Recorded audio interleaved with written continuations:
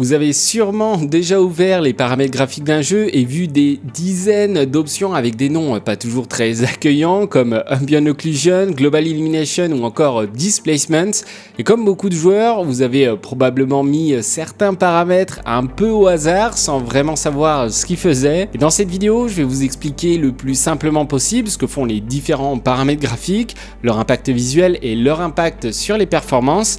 Normalement, à la fin de cette vidéo, vous comprendrez enfin ce que vous activez dans vos jeux. Alors évidemment, tous les jeux n'ont pas la même granularité en termes de réglage graphique. Certains jeux comme Crimson Desert ou encore Cyberpunk 2077 proposent pas mal d'options graphiques, là où d'autres jeux comme Path of Exile 2 sont moins exhaustifs. Un autre point important est que tous les jeux n'intègrent pas les mêmes technologies en fonction de la direction artistique ou des limites techniques du studio, ou voire les limites techniques liées au hardware visé. J'ai décidé de prendre comme exemple Crimson Desert et Cyberpunk 2077 pour ma vidéo, car ils ont tous les deux pas mal de réglages graphiques possibles, et aussi parce qu'ils implémentent des techniques graphiques avancées que je trouve intéressantes de décortiquer. Et on peut commencer par un des paramètres les plus simples à comprendre, la qualité des textures. Ce réglage est quasiment toujours présent dans les jeux, car il a un impact direct sur la quantité de VRAM consommée. En effet, plus les paramètres est défini sur un niveau élevé, et plus les textures auront une résolution élevée. À savoir que la majorité des textures sont stockées au format carré en puissance de 2, donc 1024, 2048 et 4096 par 4096. Plus la résolution d'une texture est élevée et meilleure sera la définition de cette dernière. Par contre, plus le jeu consommera de la VRAM, donc la mémoire de votre carte graphique. Je vous montre ici un petit projet que j'ai fait sur le moteur de jeu Unity 3D. Comme on peut le voir, la texture du sol est ici en 2048 par défaut. Si je la réduis en 1024, on commence à voir que la texture est légèrement plus floue et perd en finesse. C'est la même chose dans un vrai jeu comme Crimson Desert. On peut voir que les textures sont moins bien définies en fonction du paramètre de qualité des textures. Après, chaque jeu gérera ça différemment. Certains jeux vont conserver les textures en bonne qualité pour les objets les plus proches du personnage, même si le paramètre de qualité de la texture est au minimum. Par contre, le jeu aura tendance à dégrader plus vite la qualité de la texture au fur et à mesure qu'on s'éloigne de l'objet. D'autres jeux, comme dans mon exemple avec Unity, vont dégrader les textures dans leur ensemble, même si on est proche de l'objet. Bref, ici, c'est plus un choix technique en fonction des développeurs et du résultat recherché. Certains jeux peuvent aussi inclure tout ce qui est gestion du displacement et du parallax mapping dans les paramètres de la qualité des textures. Pour Crimson Desert, ce n'est pas le cas, le displacement a son propre paramètre. Et justement, parlons du displacement, et on va commencer par essayer de comprendre c'est quoi le displacement, comment ça marche et quel est l'objectif de cette technique graphique. Alors le displacement, c'est une technique qui permet de modifier la topologie d'un objet 3D à travers une image qu'on appelle le displacement map ou le height map. Grosso modo, grâce au displacement, on peut transformer un mur parfaitement rectangulaire en un mur avec relief sans qu'on ait besoin de le modéliser. Attention par contre de ne pas confondre le displacement avec le bump mapping. Le bump mapping, c'est le fait de donner l'illusion qu'une texture est en 3D, on crée de la profondeur, mais c'est qu'une illusion graphique et ça ne modifie pas le modèle 3D en soi. Le displacement par contre modifie réellement le maillage d'un modèle 3D, donc la position des différents polygones du modèle. C'est une technique qui est utilisée dans plusieurs cas. Par exemple dans Crimson Desert, cette technique est énormément utilisée pour ajouter de la complexité au terrain, mais aussi pour apporter de la complexité aux murs en briques par exemple. C'est aussi une des techniques qu'on peut utiliser pour avoir un rendu de l'eau réaliste, comme dans Sea of Thieves, même si leur technique est un peu plus poussée qu'un simple displacement map, mais vous avez l'idée. En termes de performance, globalement, ça consomme un tout petit peu plus de VRAM parce que la carte graphique doit stocker l'augmentation de densité de polygones sur les modèles. Si vous avez une carte graphique relativement récente, ce n'est pas un coût énorme.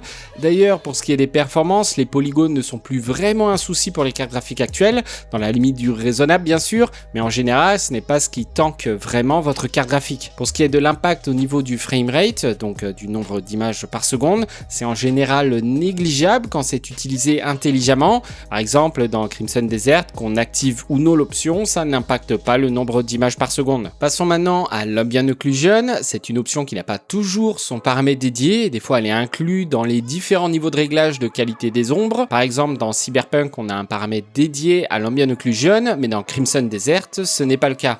Alors déjà, c'est quoi l'Ambient Occlusion? Eh bien, l'Ambient Occlusion ou occlusion ambiante en français, objets, c'est une technique qui permet d'accentuer les ombres lorsque plusieurs surfaces sont proches les unes des autres. Alors je pense qu'un exemple sera plus parlant, comme vous pouvez le voir ici dans Cyberpunk. Sans Ambient Occlusion, l'image paraît assez plate, notamment au niveau des objets. Ils paraissent se poser là sans exister dans ce monde virtuel. Lorsque j'active l'Ambient Occlusion, on voit apparaître des ombres au niveau des points de contact entre les surfaces des objets, notamment au niveau des objets posés sur le sol. Donc on voit clairement que l'Ambient Occlusion permet d'apporter une touche de réalisme et de crédibilité à l'environnement en le rendant moins plat. Concernant l'impact sur les performances, avec une carte graphique récente, c'est négligeable. Souvent les jeux utilisent ce qu'on appelle le Screen Space Ambient Occlusion, ce qui permet de calculer l'Ambient Occlusion uniquement sur ce qui est affiché à l'écran, donc c'est plutôt léger. Passons à la Global Illumination, une technique graphique qui a énormément évolué ces dernières années. Alors déjà, c'est quoi la Global Illumination? Eh bien, c'est le phénomène physique qui caractérise la dispersion de la lumière dans son environnement. La couleur de la lumière est altérée par les surfaces qu'elle traverse et sur laquelle elle rebondit. Et pour bien comprendre le phénomène, illustrons ce point avec un exemple. Ici, le cube rouge reçoit de la lumière. Cette lumière est par défaut blanche, mais elle se teinte de rouge lorsqu'elle rebondit sur la surface de notre cube, ce qui projette une couleur rouge sur les surfaces proches de notre cube. Cette technique est intégrée dans l'éclairage avec le ray tracing et le path tracing. C'est d'ailleurs un des intérêts majeurs du ray tracing. Cette technique existe depuis longtemps et à l'époque, elle était majoritairement bakée dans les jeux, c'est-à-dire pré-calculée et non en temps réel comme on peut l'avoir maintenant avec le ray tracing. Alors pour ce qui est des performances, c'est une technique particulièrement gourmande lorsqu'elle est en temps réel. Ça tanque vraiment fort au niveau des performances. Attaquons maintenant un gros morceau avec les ombres. C'est un paramètre qui est particulièrement important avec les lumières pour apporter du réalisme en jeu. Par contre, tout comme la gestion de la lumière, c'est un paramètre complexe et qui peut vite dégrader les performances en jeu. Alors déjà, on a parlé de l'Ambient Occlusion un peu plus tôt, qui est une des techniques de rendu des ombres. Elle est souvent utilisée en plus des techniques que je vais décrire maintenant. Commençons par la gestion des ombres globales. Ici, deux grandes catégories d'ombres globales. On a déjà les ombres bakées, donc pré-calculées. Le problème avec cette technique, c'est que les ombres sont comme gravées sur les textures. Donc si un objet bouge, l'ombre, elle, reste présente sur la texture. L'avantage, c'est que ça ne consomme rien en ressources, mais comme vous avez pu le voir, elle a ses limites. Ensuite, on a les ombres temps réel, mais évidemment, c'est une technique qui impacte bien plus les performances comparées aux ombres bakées. Et depuis qu'on a des configs puissantes, c'est de plus en plus utilisé dans les jeux. Cette technique est utilisée pour la gestion des ombres du soleil, mais aussi pour la gestion des lumières d'ambiance, comme des torches, des lumières type néon, comme dans Cyberpunk, des phares de voiture, etc. Pour réduire l'impact sur les performances, les développeurs utilisent diverses techniques, comme désactiver les ombres temps réel lorsque le joueur est éloigné de la source lumineuse. On a aussi le Shadow Cascade qui permet de définir différents niveaux de finesse des ombres en fonction de la distance entre l'ombre et le joueur.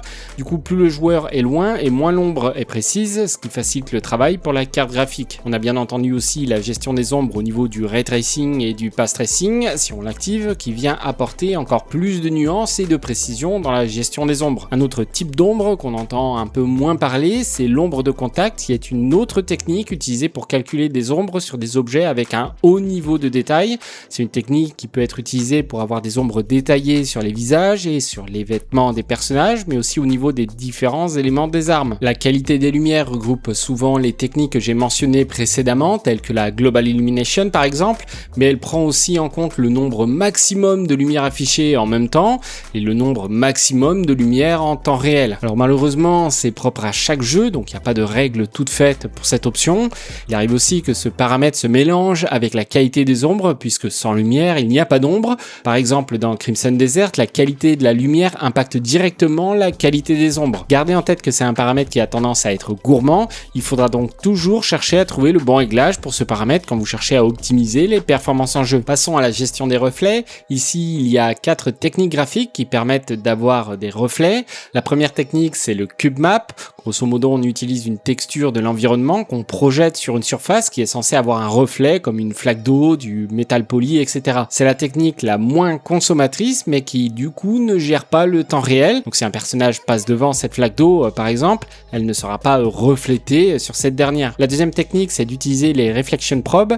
Ici, on utilise des petits points de capture partout sur la map pour refléter le plus précisément possible l'environnement. C'est une technique qui permet d'avoir des résultats décents sans être trop consommatrice. consommateur. Elle se rapproche beaucoup du CubeMap, mais ça permet d'automatiser le processus et c'est donc plus intéressant pour les développeurs. Cette technique peut implémenter des reflets semi-temps réel, mais c'est pas vraiment utilisé pour ça. La troisième technique, beaucoup plus connue et très répandue, c'est le Screen Space Reflection. C'est une technique qui permet d'avoir des reflets temps réel assez précis, basés sur ce qui est affiché à l'écran.